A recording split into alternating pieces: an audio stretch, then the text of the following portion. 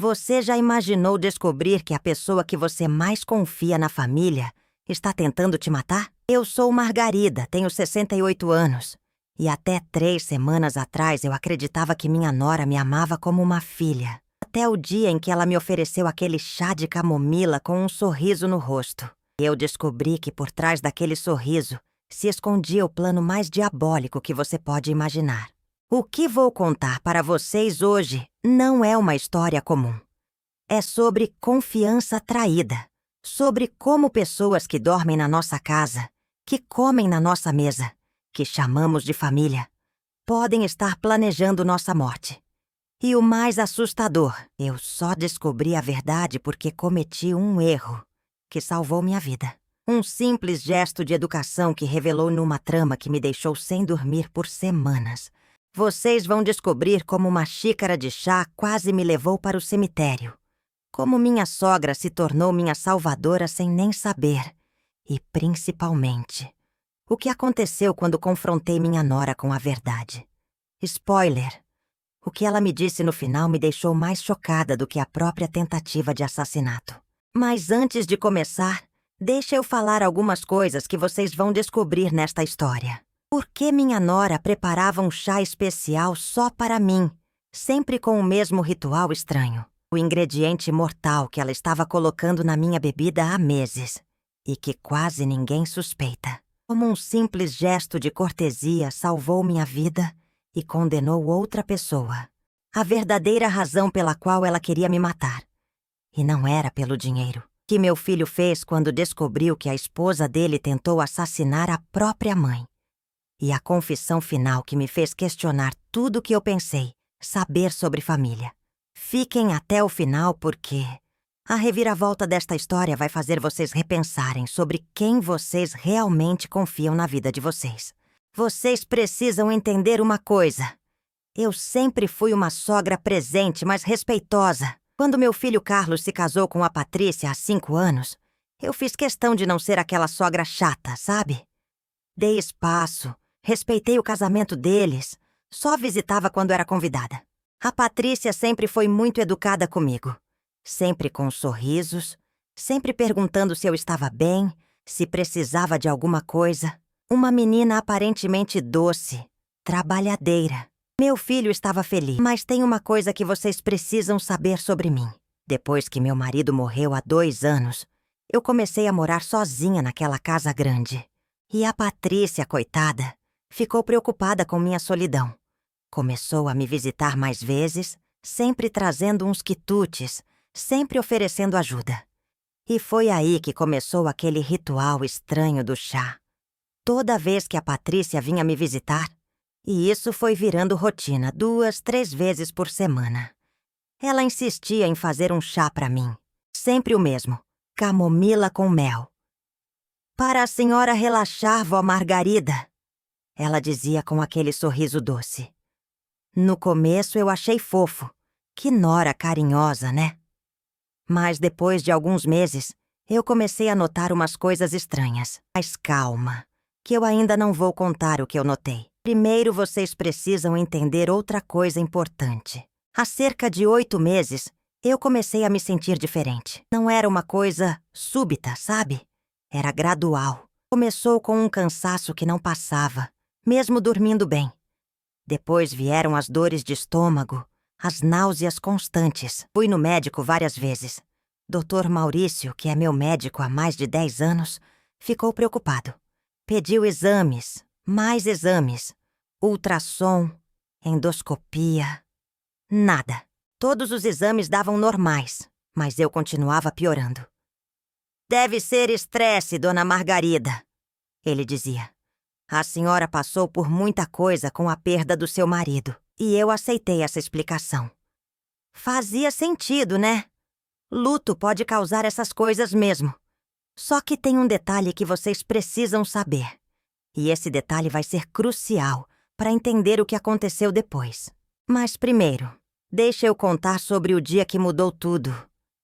Era uma terça-feira, 14 de novembro. Lembro da data exatamente porque era aniversário de morte do meu marido. Eu estava em casa, meio melancólica, olhando as fotos dele, quando a Patrícia chegou. Eu sabia que a senhora ia estar triste hoje, disse ela, me abraçando.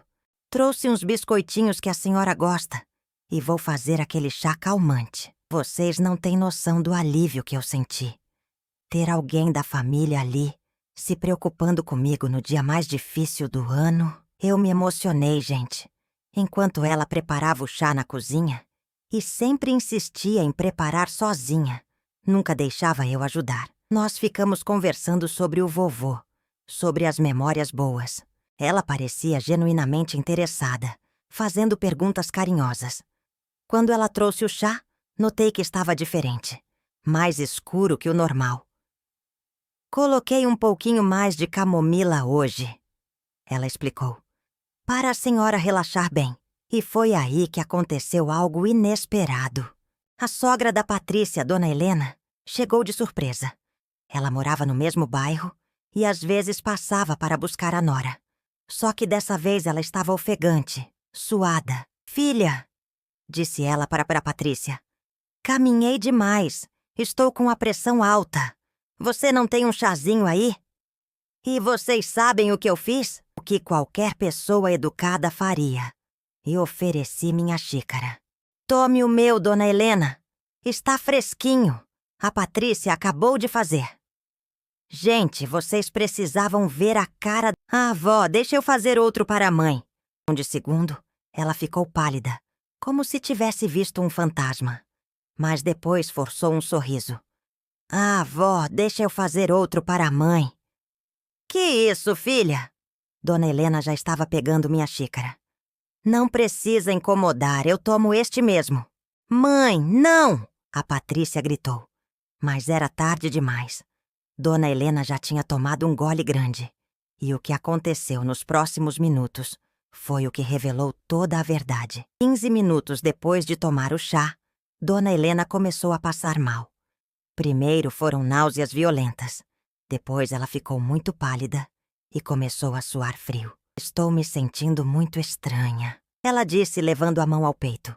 A Patrícia estava em pânico total, correndo de um lado para o outro, sugerindo que a mãe fosse para casa descansar. Mas eu fiquei desconfiada. Por quê? Porque eu reconheci os sintomas. Era exatamente o que eu vinha sentindo nos últimos meses, só que muito mais intenso. Insisti para levarmos Dona Helena ao hospital. A Patrícia resistiu. Não precisa, mãe. É só um mal-estar. Mas Dona Helena estava realmente mal.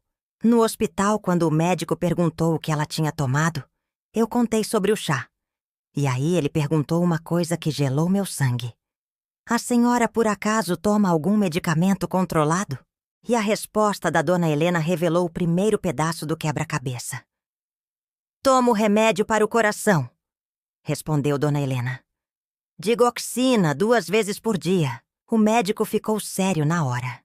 Pediu exames de sangue urgente e isolou Dona Helena numa sala. Meia hora depois, ele voltou com uma expressão que eu nunca vou esquecer. A senhora está com intoxicação por digoxina. Os níveis estão perigosamente altos. Gente, vocês sabem o que é digoxina? É um remédio para o coração, mas em excesso é veneno puro. Pode causar arritmia fatal, parada cardíaca.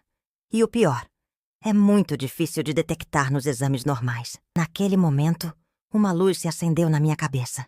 Todas as vezes que eu me sentia mal coincidiam com as visitas da Patrícia. Todas as vezes que ela fazia aquele chá especial para mim. Mas ainda tinha uma coisa que não fazia sentido. De onde ela estava tirando digoxina? E aí eu lembrei. Fez tudo se encaixar de uma forma aterrorizante. Meu falecido marido tomava digoxina. Depois que ele morreu, sobrou um monte de comprimidos em casa. Eu guardei tudo numa caixa, junto com os outros remédios dele, pensando em levar na farmácia para descarte. Mas a caixa ficou lá, guardada no armário da cozinha. E a Patrícia sabia disso.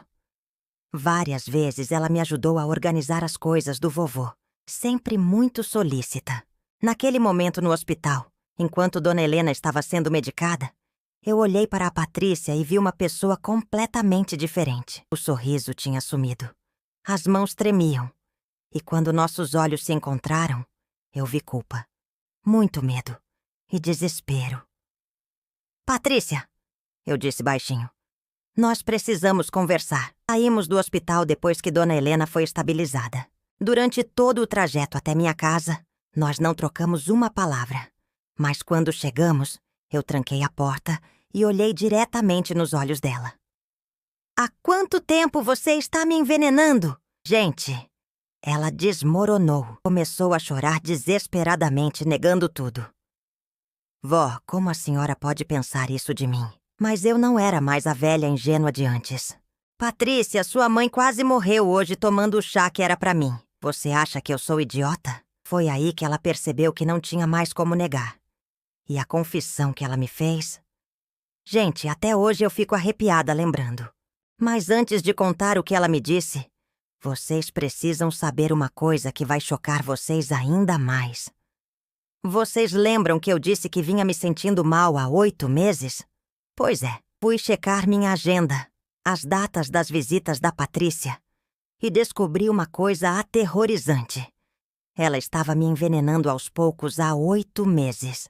Doses pequenas de digoxina no meu chá, calculadas para me matar lentamente, de forma que parecesse morte natural. Uma velhinha de 68 anos com problemas de saúde recentes, morrendo de complicações do luto. Ninguém ia suspeitar de nada. E o mais cruel, ela estava me matando com o próprio remédio do meu marido, usando minha dor, minha saudade, minha confiança contra mim. Por que, Patrícia? Eu perguntei. Eu sempre fui boa com você. Te tratei como filha. E a resposta dela... Gente, me preparei para ouvir falar de herança, de dinheiro, de ganância. Mas o que ela me disse foi muito pior. Porque eu tenho inveja da senhora. Inveja? De uma viúva de 68 anos, sofrendo de luto? Inveja de quê? Eu perguntei, incrédula. E aí veio o golpe final. Do amor que o Carlos tem pela senhora. Gente, vocês conseguem imaginar? Ela não queria me matar por dinheiro. Ela queria me matar por ciúme. Toda vez que acontece alguma coisa, ele corre para a senhora. Ela continuou, ainda chorando. Quando nós brigamos, ele liga para a senhora. Quando ele está triste, vai na casa da senhora. Eu sou a esposa dele, mas parece que a senhora é mais importante. Eu fiquei sem palavras. Como uma pessoa pode chegar a esse ponto? Como alguém pode achar que matar a sogra vai resolver problemas no casamento? E depois que o senhor Antônio morreu, ela continuou, piorou. O Carlos ficou ainda mais protetor com a senhora. Sempre preocupado, sempre vindo aqui, sempre falando da senhora. Foi aí que eu entendi a profundidade da doença mental dessa menina. Ela não via amor familiar. Ela via competição. Mas ainda havia uma coisa que eu precisava saber. Como você conseguiu calcular as doses? E a resposta me deixou ainda mais chocada. Ela tinha pesquisado na internet, estudado sobre intoxicação por digoxina, calculado meu peso, minha idade, para saber exatamente quanto colocar no chá para me matar devagar, sem levantar suspeitas. Eu planejei tudo, ela admitiu. Ia parecer que a senhora morreu de tristeza, de complicações do luto. O médico até já tinha falado que podia ser estresse. Gente, a frieza desta menina me arrepiou. Ela transformou meu amor pelo meu marido, minha dor pela perda dele, numa arma contra mim. Obviamente, eu chamei a polícia. E vocês acham que acabou aí? Não, gente. O pior ainda estava por vir. Quando meu filho Carlos soube de tudo, ele não acreditou. Mãe, isso é impossível. A Patrícia não faria isso. Foi preciso mostrar para ele os exames de sangue da mãe da Patrícia, os comprimidos de digoxina que sumindo da caixa do pai dele, as pesquisas no histórico do computador dela sobre venenos. O desmoronamento do meu filho foi a coisa mais dolorosa de assistir. Ver ele descobrindo que a mulher que ele amava, que dormia do lado dele todas as noites, estava matando a mãe dele aos poucos. Como eu não percebi? Ele repetia. Como eu deixei isso acontecer? A Patrícia foi presa em flagrante por tentativa de homicídio qualificado. Durante o interrogatório, ela confessou tudo. Disse que se arrependia, que não sabia o que tinha dado nela, que amava a família. Mas, gente, como você pode amar uma família e tentar matar a mãe do seu marido? O advogado dela tentou alegar insanidade mental, ciúme patológico. Pode até ser verdade, mas isso não muda o fato de que ela planejou minha morte por 8 meses. Vocês querem saber o que mais me marca até hoje? Não é nem o fato de quase ter morrido. É a traição da confiança. Durante 8 meses eu recebi essa menina na minha casa. Durante 8 meses, eu acreditei que ela se preocupava comigo. Durante 8 meses, eu tomei aquele chá achando que era um gesto de carinho. E ela estava me matando. Como é que a gente confia de novo depois de uma coisa dessas? Como é que a gente aceita um chá, um café, qualquer coisa, de qualquer pessoa? Sabe o que mais me machucou? Descobrir que meu amor pelo meu filho, minha preocupação com ele, era vista como ameaça por ela. Eu sempre tentei ser uma sogra que não se metia, mas ainda assim, minha existência incomodava ela. O fato do meu filho me amar, me respeitar, se preocupar comigo, era insuportável para ela. E isso me fez pensar. Quantas famílias estão passando por isso sem saber? Quantas sogras estão sendo vistas como rivais pelas noras? Quantos filhos estão no meio dessa guerra silenciosa? Depois que parei de tomar aquele chá envenenado, minha saúde melhorou drasticamente. As náuseas sumiram, o cansaço passou, recuperei o apetite. Dr. Maurício ficou impressionado.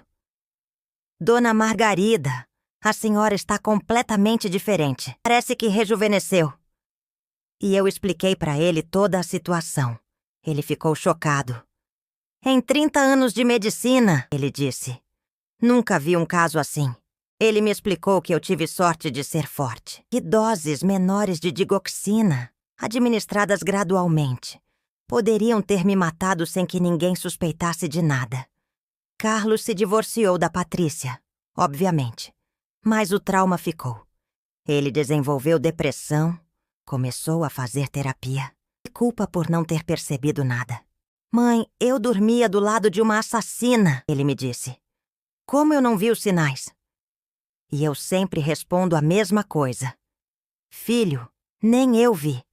E olha que era comigo que estava acontecendo. Patrícia foi condenada a 12 anos de prisão. Tentativa de homicídio qualificado, com agravantes de ter sido contra a pessoa da família e de ter usado veneno.